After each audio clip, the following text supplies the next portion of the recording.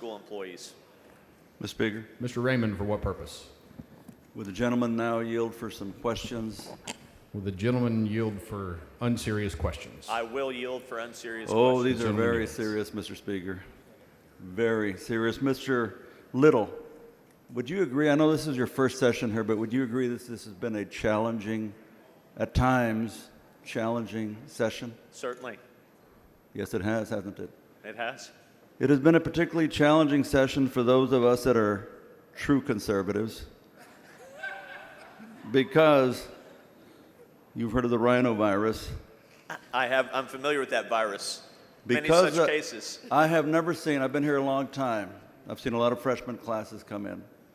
I have never seen a freshman class with this many Republicans that are rhinos. I'm proud to stand hip to hip with a true conservative. I'm sure like you are proud to Representative stand with Raymond. these rhinos. That's why I'm here. That's what bothers me. And it is this concern that so many of us have that led to an executive order that was recently signed, Executive Order number 2407 by President Donald J. Darius Trump. And that order established the Rhino Alert Team of Texas. We call it the Rat Patrol. That's right. I was appointed to that committee because I am a true conservative. That's what I understand. Also appointed to that committee to help me find you guys and why you got to where you are today and try to figure this out. We're a couple of other people that you may have heard of. One, Michael Quinn Sullivan and Luke Macias. They're great guys. Great guys. And they have helped I know you're research. close friends. They are friends. And they have helped research what happened with Mr. Little in particular. Could you tell us your name? What is your name? What is your full name? It's Jason Mitchell Little. Jason Mitchell Little. Exhibit 1. Exhibit 1 submitted. Exhibit 1, a letter to Santa. Many years ago, Santa Claus. Do you believe in Santa Claus? Do you believe in Santa Claus? It's not a hard question. I've never believed in Santa Claus. Oh, yes, you did. You wrote, we're trying to figure out what happened to this young man. You wrote, Dear Santa, I really, really, really want to play football for the Texas Longhorns. I'm really good. Please, Santa, sincerely, Jason M. Little. And at the very bottom, you wrote, P.S. I really like Bernie Sanders. So, but I was young and stupid. you were young. You were 13 when you wrote this to Santa, so that was a long time ago. You even used orange paper, not burnt orange, but orange nonetheless, so you gave it the college try. But the University of Texas did not agree that you were talented enough as Drew Darby was or as I was to play football for them. Yes, I was a quarterback at the University of Texas. I was a backup quarterback, but I was All-American nonetheless, but I digress. So you went to Harvard. Disenchanted, is that right? You went to Harvard? Truly. You played football for Harvard. I'm Did you not? disappointed. I did. You did not. You did. I was small, but I was slow. You played on this powerful team that had these tremendous rivals like Wellesley and Smith, St. Anselm. Is that right? Yes, absolutely. Those are our biggest rivals. And while you were there, this is what research Luke Macias found anyway, I don't know, that your hostility against us here in Texas, true conservatives, grew and grew and grew. And you said, This is a I want slow to burn, do, isn't it? you said you wanted to do something to help bring Harvard to Texas. Is that right? Of course. And so you then came to the University of Texas School of Law. Is that right? That's right. Which is filled with a lot of professors that went to Harvard. Is that right? There are a few. There are a few, that's right, and that's why they got you there. And it's our understanding that when you came, kind of like a Manchurian candidate type thing, I don't know if you're familiar with that, but I am. read up on it. Anyway, that you came and said, I will move these people. I will that you would, this is what I've been told, that you came kind of as a Trojan, Trojan horse, that you would come down here, portray yourself as a conservative. Is that how you have portrayed yourself, a conservative? No, I am a conservative, Representative Raymond, just like you, a true conservative. Oh, no, I am a true Happy to conservative. stand with you. I am a true conservative. When are you going to switch parties, Representative Raymond? When you stop being so liberal. This has been a very challenging session. Let me tell you something. The chair will advise Representative Raymond that you've already used up over a quarter of the gentleman's time. All right, I'm almost done. But this has been a very challenging session with rhinovirus. We passed a watered-down ESA bill. We passed a bloated budget. We're about to pass a tort reform bill that performs torts in a way that be more torts and give more money in lawsuits. This is what's happening to the modern Republican Party of Texas.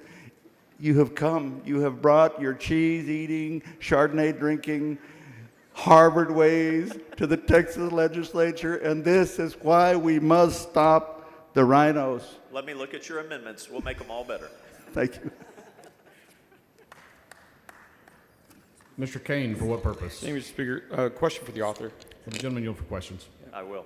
Gentleman Sir, yields. now, he was mentioning Harvard football. Were there any awards that you earned, or I'm not sure if they won or received? I did happen to win an award. What was the title? The William Payne LaCroix Trophy.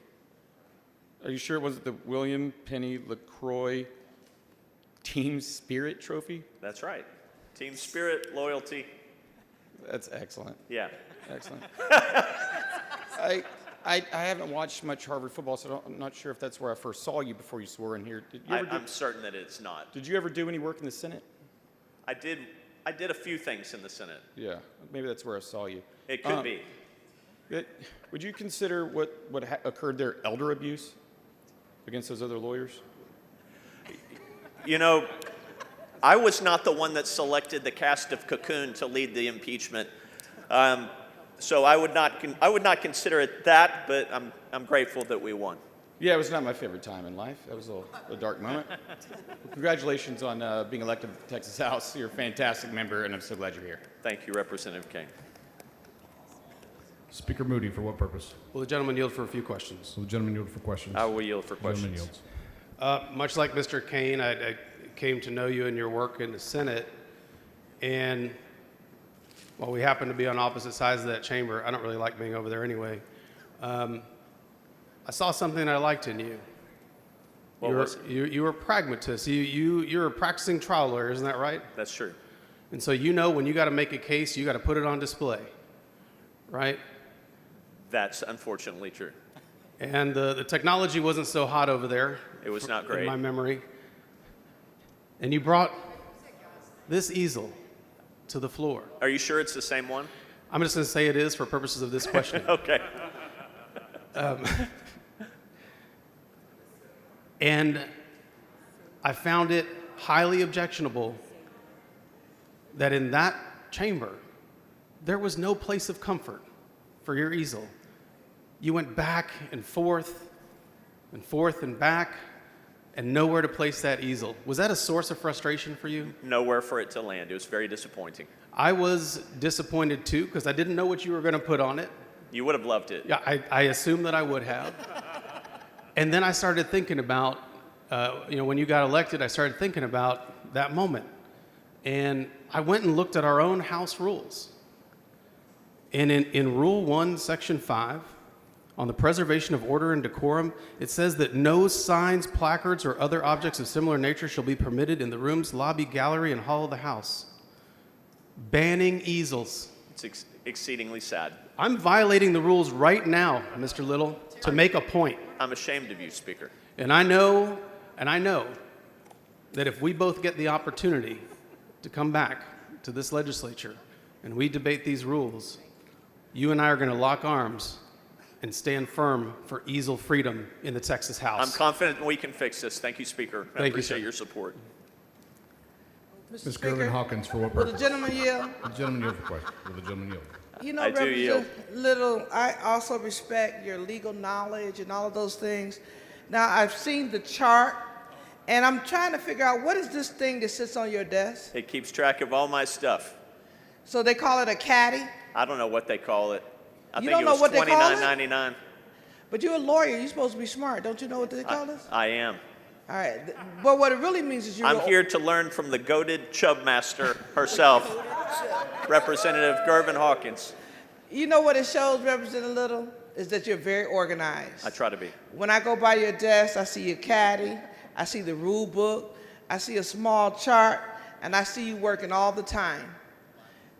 Oh, the Bible too? Okay. So he praying that he do the right thing? Okay. Representative Little, I really enjoy having conversations with you. I get upset when you say you're not voting for my bills, but you are honest about it, and I appreciate that. I try to be. Thank All you, right. Representative Gervin Hawkins. Again, welcome to the House. But when can I ask you a serious question about this bill you got on the floor? Whenever you're ready. We ready? Okay. So, you know, as an educator, I want to know, because I know what you're saying is you want to make sure that the governing board, the superintendent, the principal,